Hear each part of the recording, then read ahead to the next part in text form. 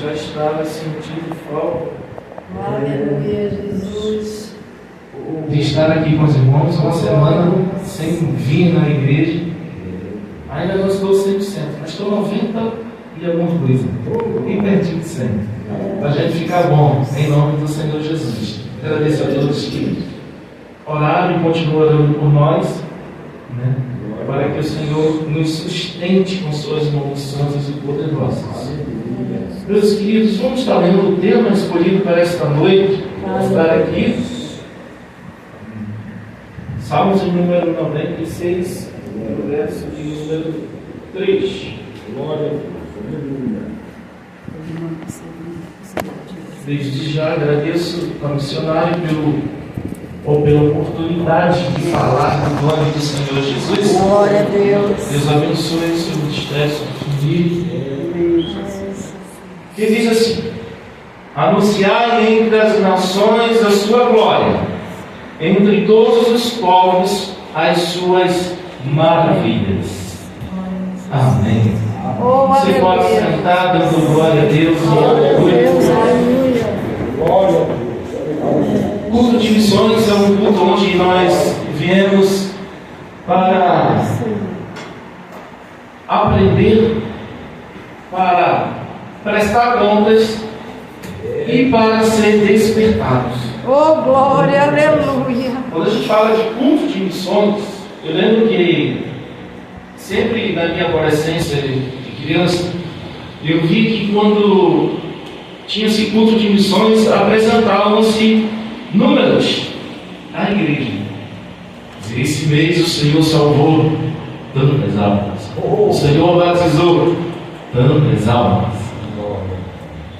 E o tempo vai passando, chegamos ao ponto de chamar culto de missões para dizer: irmãos, falem de Jesus.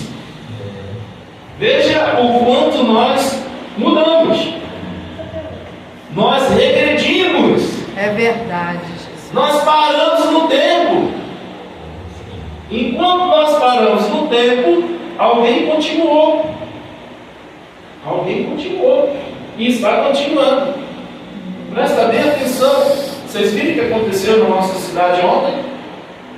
No centro da cidade, alguém viu? São unidos. Isso significa que eles estão fazendo o que nós não estamos Fazendo. Eita, A Bíblia diz que se esse povo se calar, as pedras vão clamar. Aí as pedras estão clamando por alguma coisa e o inimigo acha a oportunidade que nós deixamos. É isso. Aí o Senhor nos trouxe aqui nessa noite para ter que ler esse texto. Anunciar entre as nações a sua glória, Jesus. e entre os povos as suas maravilhas. Aleluia. Quando a gente lê Salmo de número 96, precisamos compreender o que está dentro desse texto. Está uma ordem imperativa: anunciar. Você diz, vai. Mas quem disse anunciar? Quem disse anunciar foi Davi. E quando Davi disse isso, Davi, ele, 1 Crônicas, capítulo de número 16, Davi, ele é empossado como rei, ou seja, a promessa se cumpre na vida de Davi. E Davi, agora, quando ele é empossado, ou seja, tem gente que quando é ungido, ele é empossado na hora, ele recebe o cargo na hora, não é verdade? Como vocês viram aqui, o nosso pastor, ele foi ungido e recebeu o cargo de pastor na hora. Davi, não, ele recebe a unção e vai para o campo aprender a lidar com o povo. Como? Com ovelhas. Porque com ovelhas é o ser mais parecido com o povo. Por quê? Ovelha tem que ser disciplinada, tem que ser ensinada. E muitas das vezes a ovelha precisa ela ser exortada. E como é que ela é exortada? Ela vai naquela ovelha mais rebelde, o pastor vai lá, e o pastor ele usa 3 elementos, as 3 armas do pastor. Ele utiliza a vara, o cajado e o óleo. Aí o pastor tem que ter a sabedoria para utilizar no momento certo, porque tem hora que é para usar a vara e não é o cajado, e tem hora que é para usar o cajado e não a vara, e tem hora que você não tem que usar nada a não ser o óleo. Então o pastor tem que ter a sabedoria de quando vai usar isso aí, porque tem muita gente, muita ovelha morrendo, porque onde era para ser usado o cajado. Aleluia! Oh, glória! Aí presta atenção que a palavra vai dizer que quando a palavra diz o seguinte, que a ovelha, quando ela está no caminho errante, o que é que o pastor faz? Ele deixa 99 e vai atrás daquela que foi embora. Essa é a função do pastor. Agora presta atenção daquelas que ficam no redil. A ovelha que fica no redil, ela tem que fazer o quê? Aprender com o seu pastor. E como é que ela aprende? Ela aprende porque ela precisa ter humildade. E tem muitas ovelhas que não têm a humildade. Então, quando Davi estava pastoreando, ele pegava a vara. E muitas das vezes ele batia na ovelha para que a ovelha pudesse compreender que ela tinha que aprender com o que o pastor estava ensinando. Então, tem muitos momentos da nossa vida que precisamos sim aprender a apanhar do pastor. Como? Com a palavra. É verdade. Que a palavra que corrige e ensina. E nós estamos vivendo uma época onde tem ovelha para todo lado. Estão dizendo que no Brasil o evangelho está crescendo. Mas me assusta, porque continua nós temos vendo casos que não deveria acontecer. Se o evangelho está crescendo, a criminalidade tem que baixar. Se o evangelho está crescendo, as violências têm que diminuir. Que evangelho é esse? Será que as pessoas estão vindo para o evangelho e continuam as mesmas coisas? É isso aí. Não dá para a gente pensar assim? Então presta bem atenção o que é que Davi fazia. Davi fazia o quê? Ele ia lá no campo e quando ele estava cuidando das ovelhas, diz a história extra Bíblia, não é na Bíblia, mas é a história extra Bíblia que acompanha a Bíblia. Ela vai dizer que o pastor naquela época, quando a ovelha era muito rebelde, para manter ela, porque ela sempre fugia, ele ia atrás, ele voltava ela junto, daqui a pouco ela fugia, ele quebrava as pernas da ovelha. Aí você fala, pastor, é muito ruim. É nada. Ruim é se ela cai no precipício e morre lá onde nem o pastor pode patinar. É verdade. Porque tem caminho que o pastor não vai poder ir buscar. Há um penhasco, há um lugar difícil. Aí ele quebrava a perna das ovelhas e a ovelha ficava com a perna quebrada, aí se arrastava e ficava junto dele, porque ele ia depender da comida, da bebida e também ficar junto do pastor. Aí Davi aprendeu um monte de coisas lá, inclusive a defender o rebanho. A defender, a Bíblia vai dizer que um dia veio o leão e ele partiu para cima e defendeu. Veio o urso, ele partiu para cima e defendeu. Davi se preparou para poder assumir o trono. Interessante é que quando ele assume o trono, algumas coisas ele coloca no lugar, porque Davi, acima de tudo, ele tinha compromisso com Deus. Vivemos um tempo que precisamos ter compromisso com Deus. Muita gente tem compromisso com a igreja, tem compromisso com homens, mas não tem com a sua palavra. É verdade. Isso é um problema muito grande. Por quê? Porque as pessoas que têm compromisso com a igreja e têm compromisso com homens, eles não cumprem a palavra, porque eles só vão fazer quando é mandado. É verdade. E a palavra já mandou antes anunciar. Antes, quando Jesus ainda estava aqui, ele disse: ide por todo mundo, prega o evangelho a toda criatura. Aí tem gente que só vai quando recebe o título. Se eu não receber o título de presbítero, eu não vou. Se eu não receber o título de pastor, eu não vou. Jesus já mandou primeiro. Você está obedecendo a quem? A quem? Então devemos obedecer ao Senhor. Aleluia. Há um tempo atrás eu estava evangelizando lá no hospital, lá de Piraí. Quando eu cheguei no hospital, eu passei no corredor. Ei, o irmão, vem cá, Olha aqui para essa mulher. Aí daqui a pouco chegou outra, lá veio uma enfermeira, até pensei que ela ia me expulsar. Ela disse, não, aqui, pastor, tem uma senhora ali do outro lado que mandou chamar o senhor para lá. Aleluia. Ela disse, meu Deus, só tem uma família no hospital. Senhor, guarda da família, Pai. Cadê os crentes? Porque os crentes só vai se mandar. Deus. E o Senhor está dizendo, anunciar. Tempo e fora de tempo, qualquer hora. Chegou alguém, dá uma oportunidade de falar de Jesus.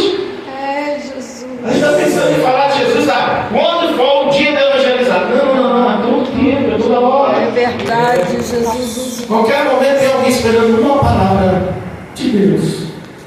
Agora presta bem atenção no que Davi, ele vai fazer. Antes que Davi ele toma o trono, a história conta que no meio do povo havia uma arca, chamada Arca da Aliança. Porém, que Moisés recebeu a orientação e ele vai manda fabricar aquela arca que representava o quê? A presença de Deus. Porém, naquela arca, aonde estava aquela arca, havia-se reverência, porque o Senhor estava ali por meio da arca. O Senhor estava se manifestando por meio da arca. Então havia reverência.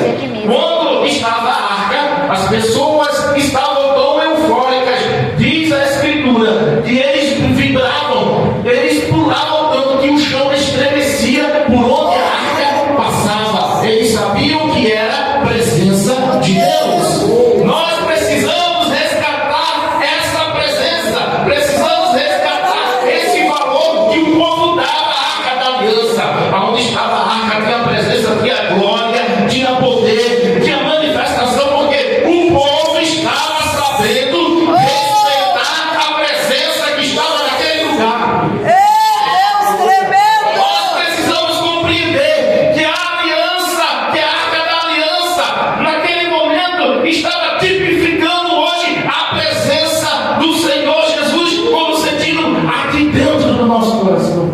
Aleluia, Jesus. E não é porque que aqui não tem uma cruz, que aqui não tem um andor, que aqui não tem uma imagem. Não, o nosso Deus é muito mais do que isso. A presença dele é muito maior. É que nós vamos aprender aqui nessa noite. Aleluia. Nós precisamos dar valor à presença de Deus. Glória a Deus. Então aquele povo dava valor à presença de Deus. E diz a história que de tanto eles davam valor à presença de Deus, eles se sentiam que porque todas as batalhas eles venciam. Por causa da arca, que era a presença do Senhor, eles estavam acostumados a bater batalha, a gente vai vencer. Porque nós temos presença. Aleluia. Porém, o tempo foi passando e as vitórias foram tantas que esse povo ficou orgulhoso e ficaram agora achando que não precisava mais da presença. Um erro que essa geração está cometendo, se afastando da arca do Senhor, se afastando do Senhor, achando que pode tudo pelo conhecimento, pelo saber humano. Não, tudo isso é passageiro e o nosso Deus ele é eterno. Aleluia. Aí presta bem atenção que a história vai dizer que aquele povo agora vai para uma guerra. E quando ele vai para uma guerra, eles perdem a guerra. Não só perdem a guerra, como também a arca do Senhor. Jesus. E o texto vai dizer: e se foi a glória de Deus. Ei, Jesus. Triste é um lugar onde não tem a presença de Deus. Triste é um ser que não sente a presença de Deus. É um ser vazio, é um ser sem esperança. Porque quem traz a vida é Deus, quem traz a esperança é Deus. Pior que os seres humanos é aquele que vive longe da presença de Deus. Aleluia. Aí presta bem atenção no que eles fazem. Como se não bastasse além de perder a guerra, eles perdem a arca. Imagina, o que mais representava Deus, agora não se tem mais no meio do povo. Imagina uma igreja vazia, onde tinha tudo, os melhores cantores, os melhores instrumentistas, mas não tinha a presença de Deus. E se foi? E agora? O tempo foi passando. Agora os inimigos recebem a arca. Só que os inimigos recebem a arca e não sabiam por que estava mexendo. Porque o que é santo não se mistura com o profano. E o que é profano não se mistura com o que é santo. A arca, quando chega no meio do inimigo, no meio dos inimigos, acontece que entre eles vai ter um monte de desastre, um monte de doenças. Ele não suporta e manda levar a arca. Porque o que é santo não fica onde é impuro.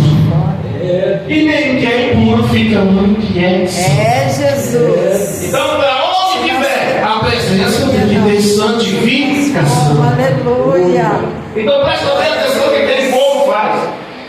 Eles conseguem trazer a arca, só que eles não têm agora um lugar para adorar. A reverência não é a mesma, a adoração não é a mesma, e aquele povo continua perdido. Mas diz a palavra do Senhor que a casa de Abinadab, aonde estava a arca, ali estava a prosperidade, havia paz. Eu quero te dizer nessa noite que onde tem presença de Deus, a mudança de vida, a fartura da alegria, a manifestação da glória, porque a presença do Senhor está lá. Então segure a presença do Senhor, faça de tudo para que a presença não vá embora. Não entristeça a presença do Senhor.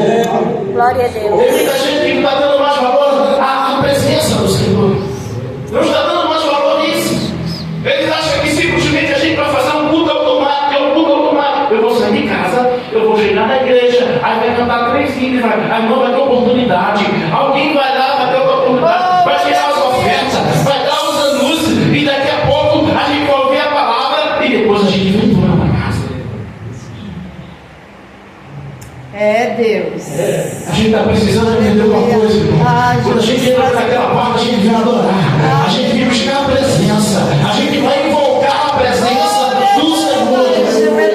Então, em nome do Senhor Jesus, a gente vem fazer uma entrega, a gente vem fazer um sacrifício. E sacrifício, a gente tem que trazer no mínimo 3 coisas. A gente tem que trazer o quê? O fogo, a oferta e o holocausto. E o que a gente vem fazer na casa do Senhor? A gente vem buscar fogo. A gente busca tudo, não, tem que trazer o fogo. Porque o texto vai dizer que Abraão, quando foi sacrificar, ele pediu fogo. Ele levou. Ei, Jesus querido. Aí tem gente que está esperando que o fogo vai ser botado. Não, tem que trazer o fogo. Jesus. Aqui vai manifestar a glória. Vai manifestar a glória. Aí é outra coisa.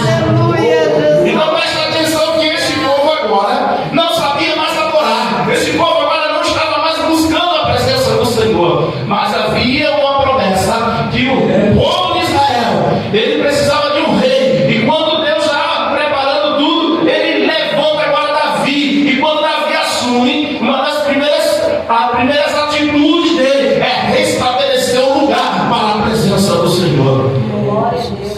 Tem muita gente que está deixando de lado. Tem lugar para tudo, tem tempo para tudo, menos para a presença do Senhor. E Deus está deixando aqui nessa noite que é preciso ter um lugar especial para a presença do Senhor. A arca estava agora, não mais na casa da Abinadab, mas em Obed-Edom. Então ele diz o quê? Vamos preparar um lugar, vamos preparar, teve tenda para todo mundo. Todas as tribos já estavam instaladas. E para a presença do Senhor, e para a arca, precisava também de uma tenda. Precisava de um lugar para que a presença do Senhor tivesse um lugar especial. Porque a presença do Senhor não pode ficar em qualquer lugar. Ela tem que ter um lugar especial na nossa vida. Querido.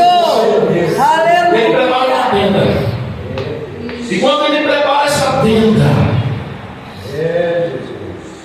parece que eu vejo que naquele primeiro culto que ele vai fazer, ele começa o culto dizendo assim, ó: cantai ao Senhor um cântico novo. Cantai ao Senhor todos os moradores da terra. Cantai ao Senhor, bendizer o seu nome. Anunciai a sua salvação de dia em dia. Anunciai entre as nações a sua glória. Entre todos os povos as suas maravilhas. Porque grande é o Senhor, digno de louvor, mais tremendo do que todos os deuses. E assim começa de novo a presença do Senhor. A arca sendo entronizada. E a presença do Senhor é marcada no meio do povo. Jesus. A presença do Senhor, ela precisa ter um lugar especial. É verdade. Só que Davi, ele remete a duas coisas Davi, ele vai falar de glória e de maravilha. E quando eu começo a analisar sobre o que Davi está falando de glória e maravilha, Davi está tentando mostrar para nós quem é Deus e o que Deus fez e o que Ele pode fazer. Ele está falando da sua glória, anunciar entre as nações a sua glória. E o que é glória? Glória é o esplendor, é o poderio, é a fama, é a majestade. Isso é glória. E dentro da glória, a gente pode também entender como glorificação. Mas quando ele está falando dessa glória, é mais específico. Ele está falando da glória de Deus. E quando ele fala da glória de Deus, eu consigo entender pelo menos 3 coisas que referem-se à glória de Deus. Primeiro, eu quero compreender que a glória de Deus é tudo aquilo que tem a sua marca. É aquilo que só Ele pode fazer. Então eu vejo a glória de Deus na natureza. Por quê? Porque ninguém constrói uma árvore, ninguém faz dela sair um fruto, ninguém consegue construir uma cana-de-açúcar e sair aquele caldo gostoso da cana-de-açúcar. Ninguém pega uma água de coco e quando você abre um coco, tem lá dentro aquela carnezinha gostosa, aquela água saborosa, a não ser Deus. Ninguém faz um ser como eu e você, capaz de ser indivíduo, porque podemos andar, pensar, agir e ser parecido com Ele. Só Ele. Isso é glória de Deus. Isso é Deus manifestando o seu poder sobre a criação. Ninguém mais tem a glória que só Ele tem. E a glória dele, Ele diz: eu não darei a outra. Por que Ele não dá a outra? Porque ninguém chega perto de Deus. Porque Deus, Ele vê tudo, mas tem algumas coisas que Deus não consegue ver. Aí você diz: como assim? Eu vou te explicar. Por quê? Porque quando Deus, Ele olha para a terra, Ele não consegue ver ninguém, um justo, que é desamparado por Ele. Ele não consegue. Se é justo, glorifica o nome dEle, vai ter a mão dEle sobre a vida, vai ter a proteção dEle sobre a vida. Quando Deus olha para cima do céu, Ele só consegue ver a sua glória e não consegue ver o Deus além dEle. Então Deus, Ele não consegue ver um outro Deus parecido ou maior que Ele. E teve alguém que tentou sentar no seu trono, foi expulso de lá, está abaixo dele. Aleluia, Jesus. Então a glória dele, Ele não dá. É tudo, conhece tudo, aleluia. Quando eu falo da glória de Deus, eu também posso descrever que a glória de Deus como manifestação do seu poder. A Bíblia vai dizer que Moisés estava lá no campo pastoreando e de repente ele ouve uma voz e diz: Moisés, tira as sandálias dos pés porque esse lugar é santo. Aí quando ele olha, ele vai ver uma sarça, que era uma pequena vegetação, e ela estava pegando fogo. E o normal do fogo é pegar e destruir. Só que aquele fogo queimava, mas a sarça não se consumia. Era Deus manifestando a sua glória. Quando Moisés vai passar pelo mar, ele olha, vê o mar e atrás vê os inimigos, e nesse momento ele faz uma ligação no celular espiritual. Ele disse: Senhor, o que é que eu vou fazer? Aí o Senhor diz: Moisés, me obedece e deixa o resto comigo. Mas o que é que eu faço, Senhor? O que é que tu tens? Eu tenho um pedaço de madeira aqui que eu chamo de vara. Toca nas águas. Aí Moisés vai e toca nas águas. Aí você pensa que o mover das águas não é porque Moisés está tocando no bom cajado nas águas. Sim. Não, é porque Moisés obedece o que o Senhor fala. É o que o Senhor fala. Porque quem obedece ao Senhor vai viver o sobrenatural. Se Moisés não tivesse obedecido, não acontecia nada. Mas Moisés tocou. Não era o cajado de Moisés que era miraculoso. milagroso. Não, era a obediência de Moisés ao Senhor. E quando ele toca nas águas, Deus manda um vento e abre aquele mar e faz duas paredes e a terra fica seca, o povo passa, e quando passa lá do outro lado, e quando Miriam está tocando o tamborim, está dançando, Faraó entra no mar e é engolido. Por quê? Porque o Senhor quis dar vitória a quem estava debaixo da obediência. Isso é manifestação da glória de Deus. Existe um outro lugar também, que esse que nós chamamos da manifestação da glória de Deus, é a presença de Deus. Isso nós chamamos de Shekinah. O que é Shekinah? É Deus se manifestando no nosso meio. Sabe aquele momento que nós chegamos e entregamos ao Senhor? Não importa a quantidade que nós, somente um grupo pequeno, mas que todos estão ligados, somente entregar ao Senhor uma adoração sincera, um coração contrito ao Senhor, Ele recebe a presença em troca. E a presença do Senhor, Ele renova, restaura, batiza. Os crentes saem de lá pulando, satisfeitos, porque houve a Shekinah do Senhor. Que dar aqui nessa noite, o Senhor encontre graça em nossas vidas e derrame a sua Shekinah em nossas vidas nessa noite. Aquele que entrou cansado sai daqui restaurado. Aquele que chegou abatido sai daqui com esperança. Aquele que chegou sem esperança sai daqui renovado no Senhor. Glória a Deus. Isso é Shekinah. Mas existe um lugar também chamado de Kefod. Esse lugar é o lugar onde o Senhor mora. É onde ninguém vai lá. Mas teve um homem que ele escreve em suas cartas: estive lá, ao descer do céu, onde ninguém mais foi. Ele disse que esteve lá e viu coisas que o homem não consegue descrever, aonde é a casa de Deus. Eu não sei imaginar o céu. A minha mente é muito pouca, é muito fraca para descrever o que é o céu. Eu sei que eu quero ir morar lá. Tem mais alguém? Glória a Deus. Tem mais alguém que quer ir para lá? Porque eu também quero. Estou fazendo força para chegar lá. É difícil, mas vamos chegar lá. Eu não sei como é que é aquele trono, se aquele trono é gigante, cheio de ouro, eu não sei. Eu não sei como é que é a mesa, eu não sei. Apocalipse tenta descrever um pouco do que é o trono de Deus. Ele fala de um rio que sai do trono de Deus. Ele fala que lá tem rua de ouro, mar de cristal. É muito pouco para tentar decifrar tudo isso da minha memória. Mas eu quero chegar lá. Eu não sei se eu vou reconhecer alguém, não sei.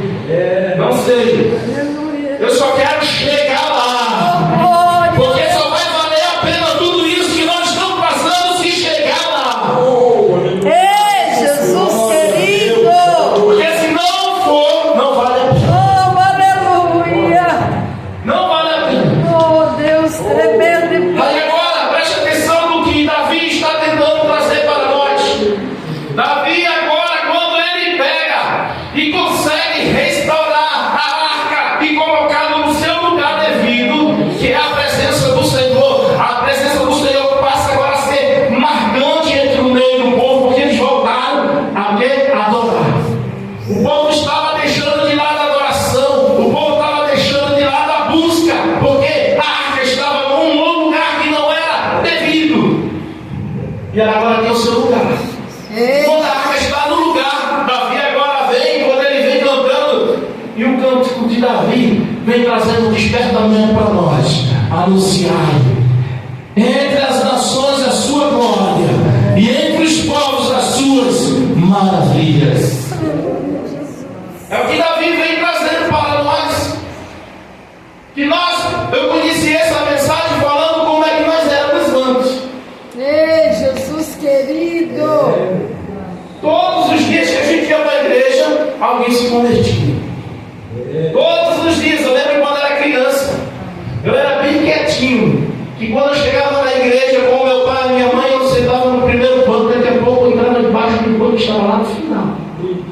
Meu pai ia lá, me puxava, ele segurava aqui, e pronto, meu pai estava com ele. Cultos e mais cultos, quantos fazendo no meio da rua, pregando.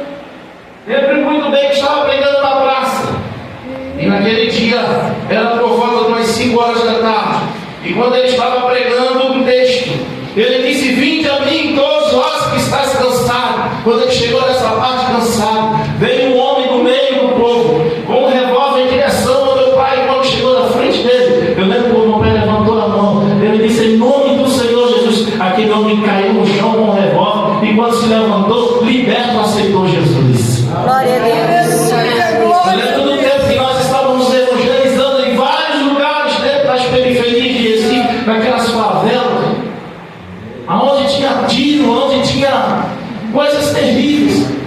Quantas vidas hoje estão na presença do Senhor, porque levamos a palavra. Aleluia. Anunciar entre as nações a sua glória. Oh, glória a Esse Deus. texto foi para nós nesta noite, para o despertamento. Eu disse falando que culto de missões é prestarmos conta. Se não vamos prestar conta, pelo menos vamos ser despertados pelo que nós devemos fazer e pelo que deixamos de fazer. Aleluia, Jesus. Porque se cada um aqui é um missionário, se cada um fala de Jesus, alguém vai se converter. É verdade, aleluia, Jesus.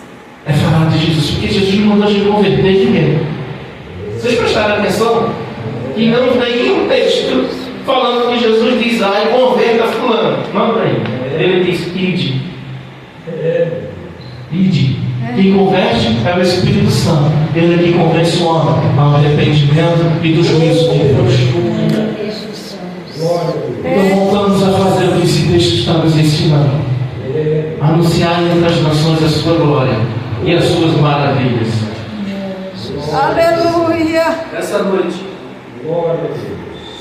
é uma noite que o Senhor nos convoca. Davi já era um missionário.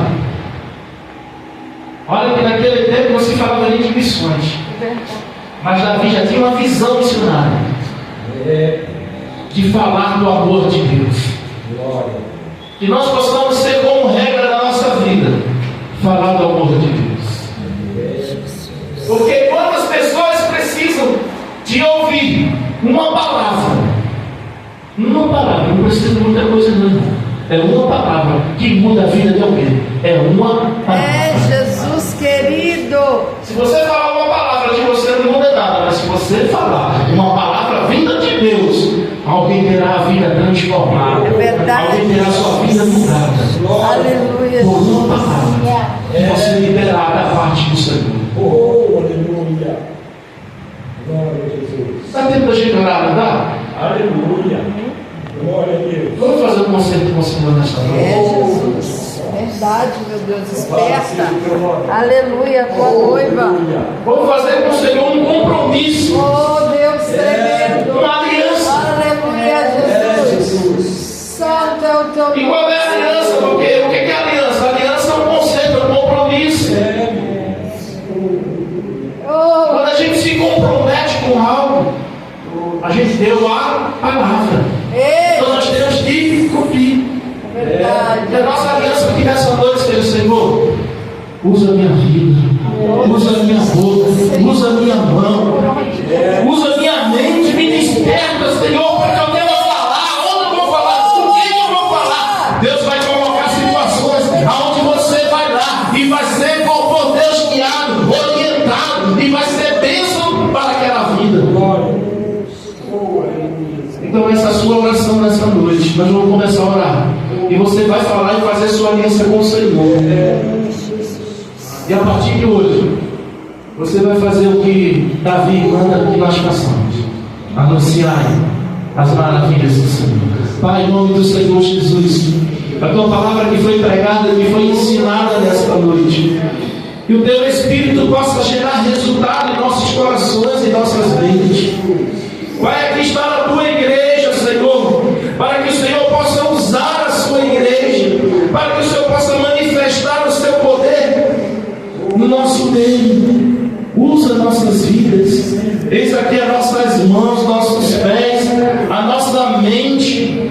Usa todo o nosso intelecto em prol da tua obra.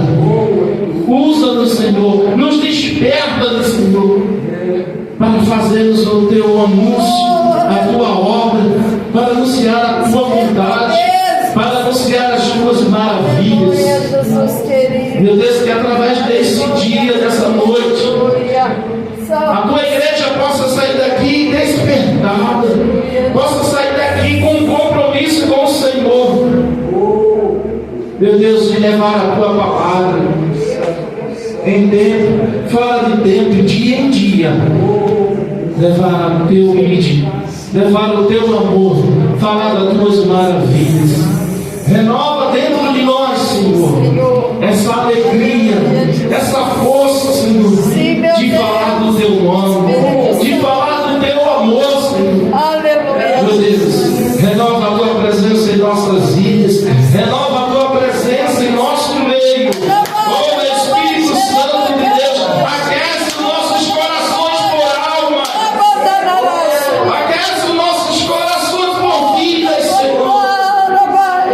Meu Deus, e desde já queremos declarar que Pinheiral é do Senhor Jesus, essa cidade é do Senhor Jesus, e que vidas sejam libertas do pecado, da mentira e do engano, e conheça a tua verdade, Senhor. É o que eu te peço e te agradeço, em nome do Senhor Jesus.